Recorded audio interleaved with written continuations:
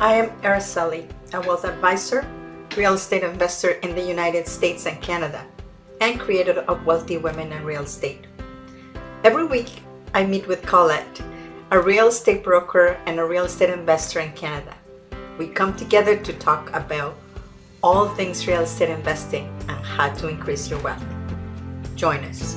Welcome, everyone. This is Araceli, real estate investing coach in the US and Canada. And in my chat with Colette today, we're talking about Colette. Can you introduce yourself? Of course. Hi, everybody. My name is Colette Reba. I'm a residential real estate broker in the GTA West. And I also help people not just buy and sell real estate, but also invest in real estate. And that's why Araceli and I love to do the show and talk about real estate and everything about real estate. So today we are talking about hidden costs when you buy a fixer-upper or you have a fixer-upper, and it can be scary because there's a lot of things that you don't know until you open it up. So the first thing that most people do when they buy a fixer-upper is they get quotes. Maybe you get one or two quotes from different contractors, and when they come in, they walk through the house and they tell you, we're gonna change the bathroom, the kitchen, this and that, and exactly, like lots and lots of things. And you say, okay, let's agree on something. Now, when the work starts, that's when everything changes, right? right. If So you're, yeah, if you're exactly. removing a floor, Yeah, we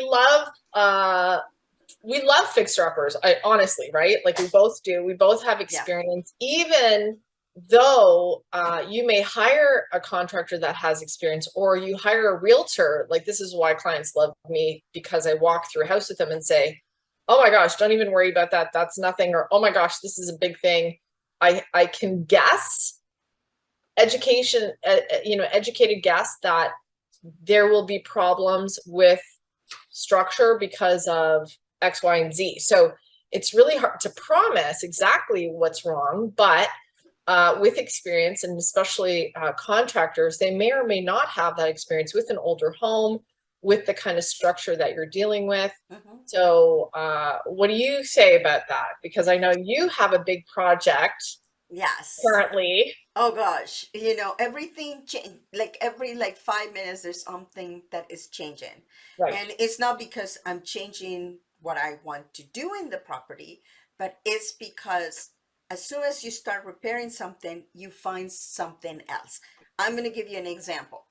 I had already a quote to fix a balcony floor.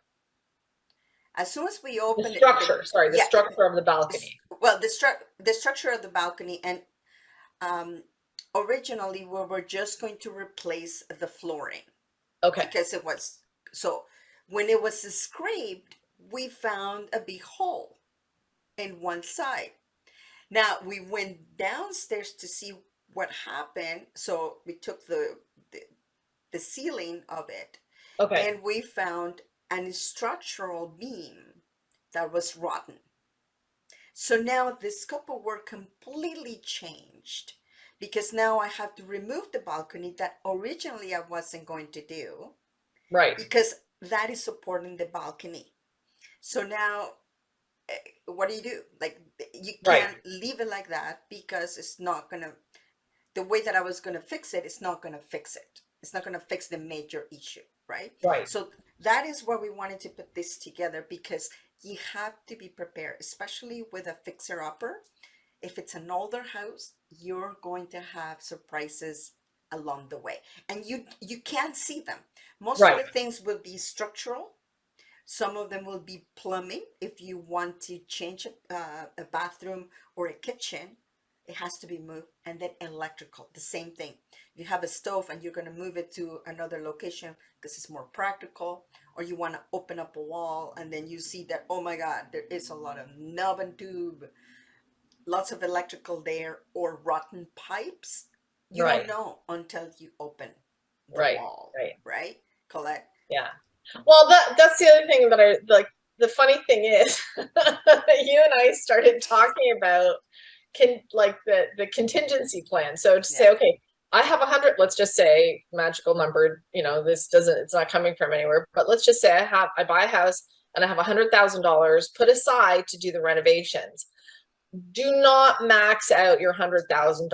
Like, don't do that. It's never recommended. You always want to have, for simple things, let's say upgraded tile or upgrading flooring, you want a contingency plan of between 10 and 15%. But when it comes to big things, and this is why I'm laughing, is because things happen and, 10% or 15% won't cut it. So really you have to say, okay, I have 100,000. I'm not going to spend 100,000. What are the major things I need to fix and how much is that going to cost? And let's say it's max 80. You go up to 80,000. Even if you have, and I hate to quote HGTV shows. I really, have a problem with that because I think it's all kind of fake. But when it comes to saying, oh, okay, now we opened the wall and we saw this, we need to take away something else to make sure that you have the money to pay for the thing that really needs to be done. So Correct. even though a lot of it is fake and they already know, that they have to do this, it's for the excitement of the show to do it that way. But it does happen in reality. Like you said, you have this balcony, you thought it's an easy repair. When it comes to structure, it's way more than 10 or 15%. Oh, absolutely. Yeah. Absolutely. And the biggest culprit, that's the other thing. We're like, well, what's the biggest thing about, renovating your property? In my opinion and my experience, water is the worst culprit Oh gosh. out there. So plumbing issues, water damage with water damages so much, and we don't know, we don't have x-ray eyes. We can't see in between the floor joists. We can't see between the roof and the you can see the attic, but sometimes you can't have access to the attic. So all these things, water is the worst, in my opinion, culprit to increase that amount of money you're going to spend on a reno. Yeah. So And I hate also, water. and also, I'm going to tell you something as well, that it may not be hidden costs, but if you are not an experienced real estate investor and you might start repairing something out of order, Yes. that might cost you a lot of money. And I'm going to give you an example. When I actually bought this property that I'm working on, I bought it from a lady that that was her first property, and she thought that she was going to spend very little money trying to Quick repair. fix. Yeah, a quick fix, exactly. Yeah. If it's an older house that has been vacant for a while, you for sure going to have surprises. So what she did is, instead of repairing the bigger things that I think are important, the roof, the windows, the foundation, all of that kind of stuff, what she did is she started working on the attic to put walls and started Cosmetic. painting. Yeah, cosmetic Cosmetic. things. Never, never, never do that. No. Always make sure that as soon as you look at the house, the very first things are structural. First of all, you're gonna save a lot of things. Obviously, the house, protect the house. Second is your biggest money pit. So if you're gonna spend money, spend it on the things that are gonna protect your house, and then work on all the cosmetics So the big things that, if you don't know what big things are foundation, roof, and furnace, windows. windows, Yeah, mechanicals. and electrical. So So I all usually go things- by 6, so it's easy Okay. to remember, right? Okay, let's do it. So 3 outside, well, let's do top Yeah. and bottom first. So roof and foundation. roof, foundation, and windows. So there's 3 Windows. outside. Yeah. And then inside, you're going to have electrical, plumbing, and Wait, mechanicals. 3 electrical, plumbing, mechanical. So inside and outside. Yeah. So 3 Okay. inside, 3 outside. And I have one to add if I Yeah. have any fingers left. All right. Okay. Insulation. Because we're in colder climates, especially in Mhm. Canada and in the northern US, insulation will give you so much return on your money, but you don't see it. It's not a cosmetic thing. So again, that woman, before she started doing cosmetics, she should have insulated better. I've seen the house. I know Yeah. that specific one that Araceli's talking about.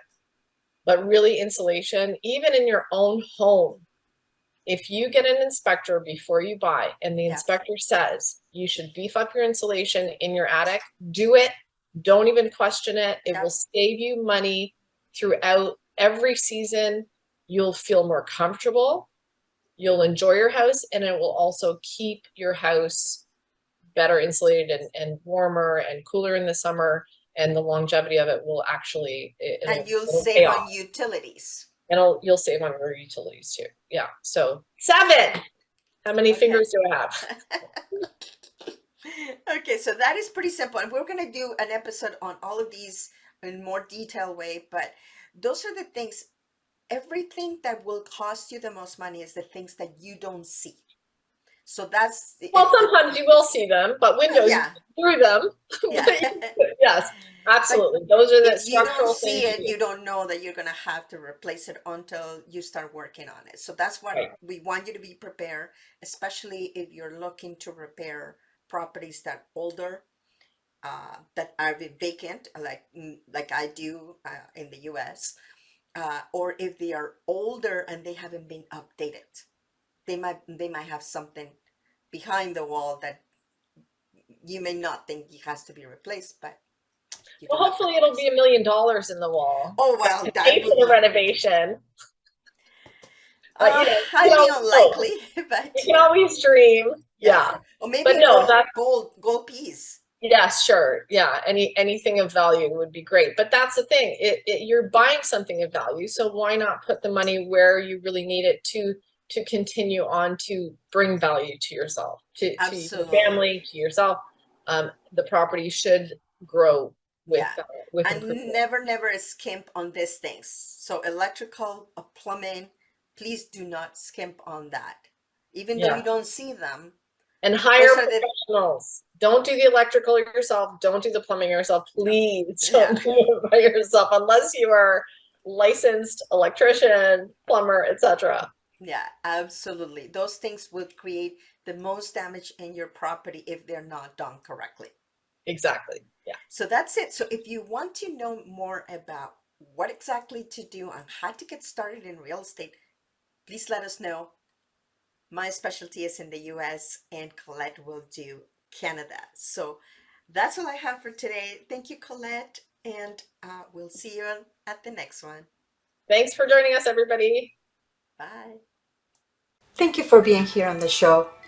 Please remember to subscribe and hit the notification bell to get notified when there are more shows available. And if you would like to have more information on how to start investing in real estate, please visit my website at www.aracelyhernandez.com. Thank you.